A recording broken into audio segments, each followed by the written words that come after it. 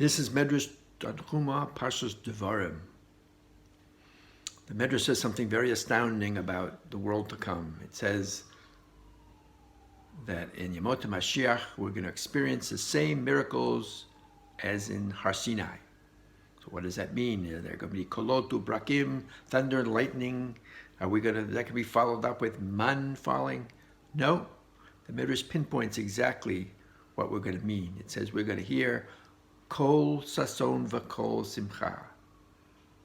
We're going to be able to experience sound, just like they did when the Torah was given.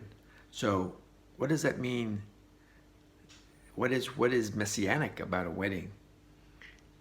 Perhaps this Gemara will help us. The Gemara says, Amar Rabbi Yoshua ben Levi, kol anene misudat chatan mesamcho zochel Torah. Do you want to know if you're fit to absorb the lessons of the Torah?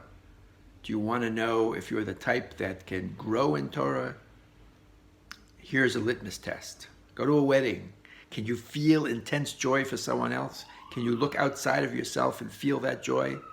Then perhaps you are the one who can absorb the lessons of Torah. And secondly, can you look at natural events and see miracles? Can you go to a wedding and appreciate the hand of God in everyday events and that the nature of it is a miracle?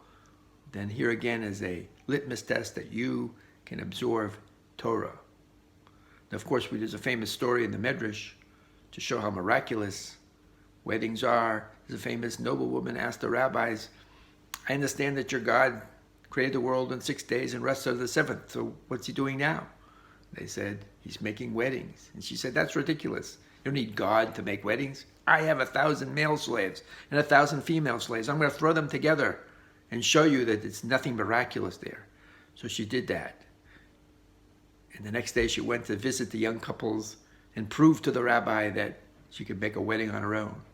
And as she got closer, she heard wild sobbing and anguish cries. And she went inside and she saw broken bones and lacerations and miserable people.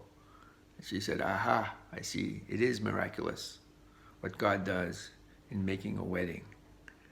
So what is exactly the reason that the Midrash started out saying that we're going to feel this intensity of a wedding?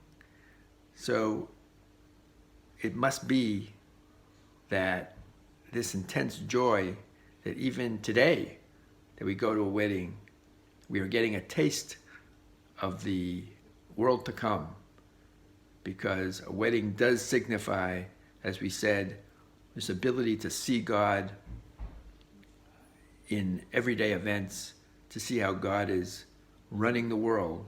All that is signified in a wedding, and the intense joy of a wedding is something that is incomparable, and that is again a taste of the world to come. Good Shabbos.